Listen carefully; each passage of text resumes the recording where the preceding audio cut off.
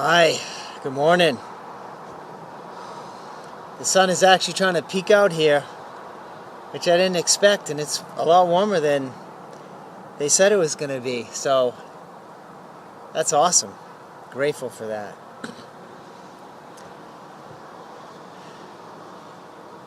So, a free heart,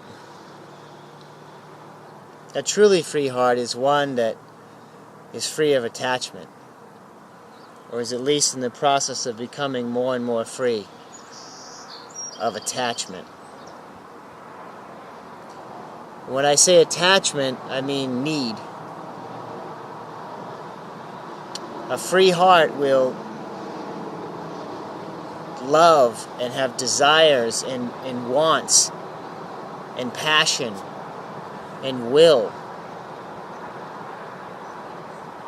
but not necessarily need. What is need born of? Love or fear? It's born of fear. It's born from a place of lack. And so it's interesting how I love how life and my heart will show me exactly what I need to be sharing as it happens to me, as I learn the lessons firsthand.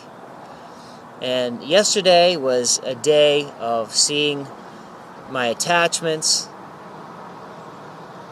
and learning to once again leave them at the door.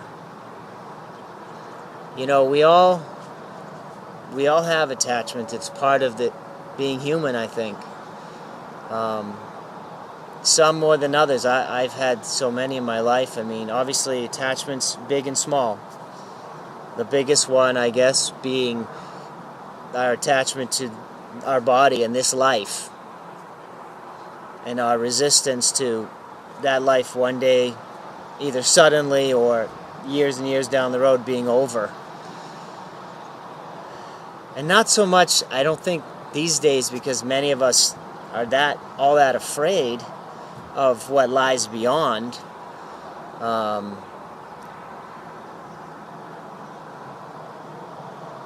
It's more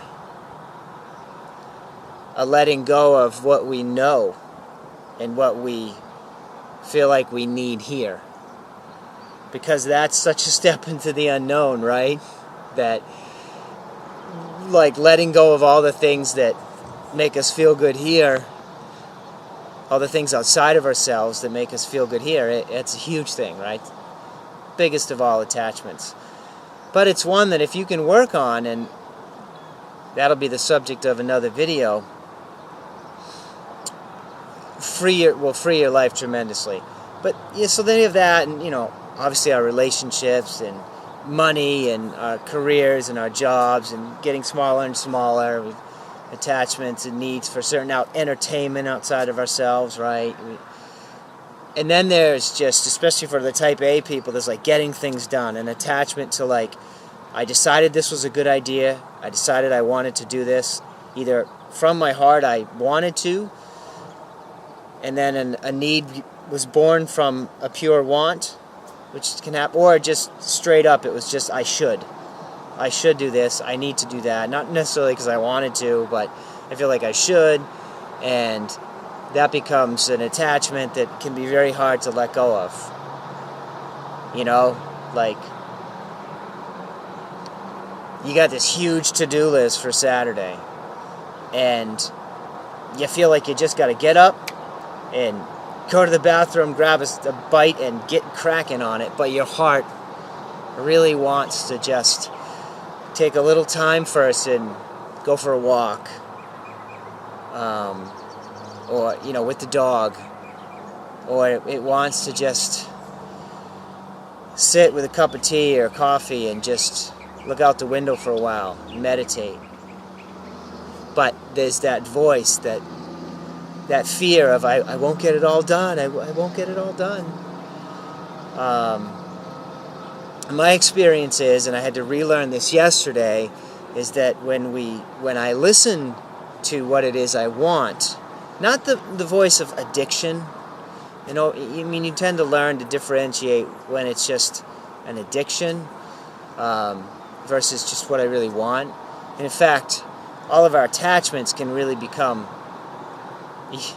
even getting things done, knocking out the to-do list can become an addiction. So yesterday I made a video, which you may hopefully saw if you're watching this one, and my intention was to make another one immediately afterwards, a guided meditation, then maybe another video after that, like a little 3-part workshop that I was going to get all out yesterday. And it had been a good idea that was sort of birthing during the week, and here I was Saturday morning, I made that video. I also, though, had a desire to go visit my dad, spend some time with him and my stepmom up in New Hampshire. And as I finished the first video, I knew I really didn't have enough time. I really was going to be pressed for time. But I made another video anyway, a guided meditation, which obviously I didn't post. And it was okay, but I know now I just wasn't really flowing from my heart. And then I came out in this deck and I made another video, which again was, I think, good. I think some good stuff is in it, but I knew it wasn't really flowing. And I got back in and I would have really had to rush to get it sort of put together and out there. And the computer, the Wi-Fi was just running super slow. And I was like, okay, I'll do it later. I let it go, but not really. And all right, I'm going to go up, visit my dad. And I did. Nice visit up there for a couple hours. Came back down to Massachusetts, and I also had the thing on the to-do list, the desire to put a nice coat of wax on my new car, on William. I named my car William Wallace, actually. Yeah, that Braveheart, freedom, leading me to freedom. I wanted to put a coat of wax on Will. The sun was out, and I was going to, get some sun, and I did that, and I'm a little sore today. Wax on, wax off. In the movie, I don't know how Daniel-san did a whole row of Mr. Miyagi's cards like in one day, but without his arms falling off. Of course, he was very young. If you're a millennial, you probably have no idea, like that whole reference thing, what I was talking about. But if you're my age, you know, Karate Kid, right? So I did that, and then I'm like, I realized between the time of the morning and then I think while waxing the car, which is a very grounding activity, that now my heart was like, don't even go back and sit with your eyes closed. No, go in the woods. Take a walk in the woods, take the phone with you, make a meditation that way to share with people. And so that's what I did. Should be hopefully underneath this video a couple of audio links to like audio recordings that you can download to your phone and take with you. Earphones, take a walk anywhere in nature, in your neighborhood. If you want to try that. And those really flowed much more. I had finally let go of what my original intention was. And then I got home, and I was excited to sort of put it all together and get it up there. And the Wi-Fi was just, wasn't working, super slow, couldn't do it. And I, again, was faced with my attachment to, like, I said I was going to do this, and, you know, this ego, like, involved on many different layers, and I could feel it, I was aware of it. It was just a really good exercise in letting go. Letting go, which I don't know that I really fully did until this morning, because in the evening last night, my heart, I just wanted to go out and sit on the grass in the last vestiges of sunshine, put my bare feet on the grass. I knew that would feel good, and my feet were hurting. And part of me still was like, go back to work, get online there, go to the coffee shop and get online, get it done. You really should get it done. But my heart just didn't want to, and I didn't. And I let it go. And I really let it go this morning even more on the mat. This morning I did make a much more heart-centered, silent, seated, guided meditation with my eyes closed, and hopefully there's an audio for that underneath this video too. Hopefully I can get that uploaded properly. But it doesn't matter. Not really. Not in the big picture of things. So, I don't know. It's funny how so many of the things that we do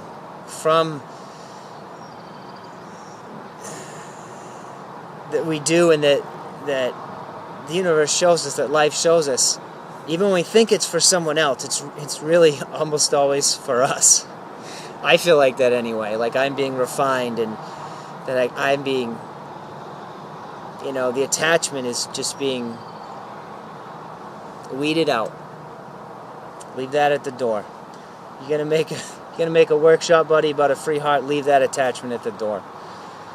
And I'm grateful for that. I really am.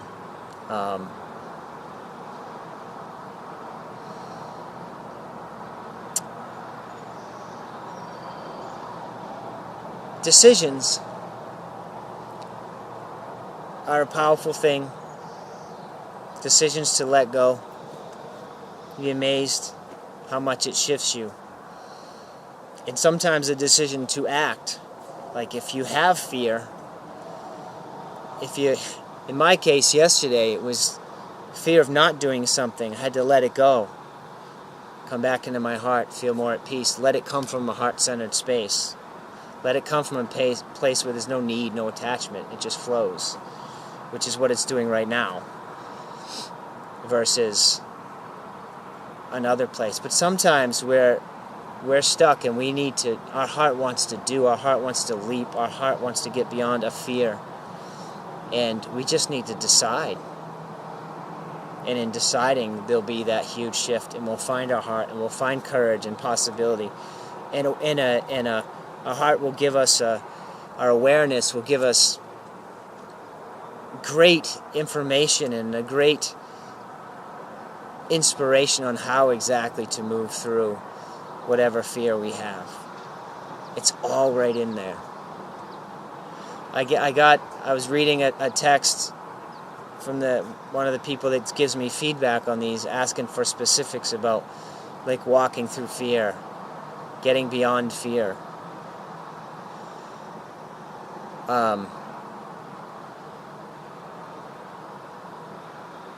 Make decisions. Like I said in another video, feel your way down different paths, see how each one feels, but make decisions. Keep coming back to your heart. The universe will give you the things to bolster your beliefs in yourself. The right inspiration, the right social media content, the right book, the right conversation with someone. Just keep coming back to your awareness, to your breath. Live there. Try not to live as a tool of your mind. And when you're ready, you'll be bolstered. You'll be supported. And then it's about finally making a decision and facing fear. Maybe sharing it with somebody else, what you're going to do. Hold yourself accountable. Once you start doing it, it's like jumping out of a plane. The fear is before you let go of the plane. Second you're out the door. I know this is like totally from the Will Smith video that he made a few months ago. I heard Kyle Cease talking about it too, but it's a great analogy.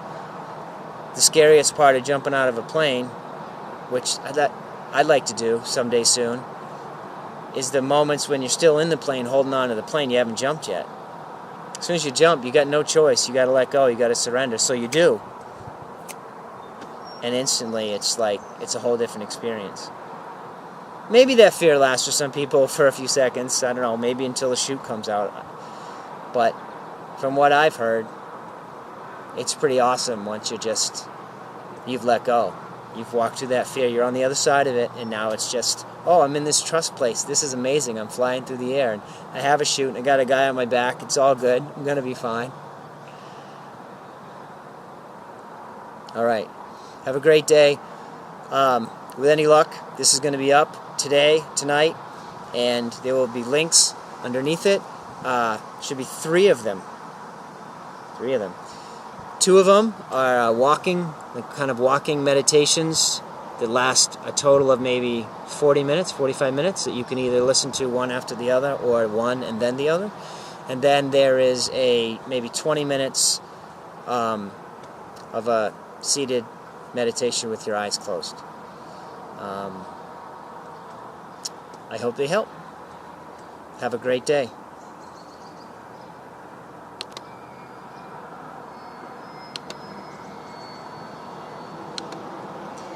Trying to get rid of the notice that my battery was low.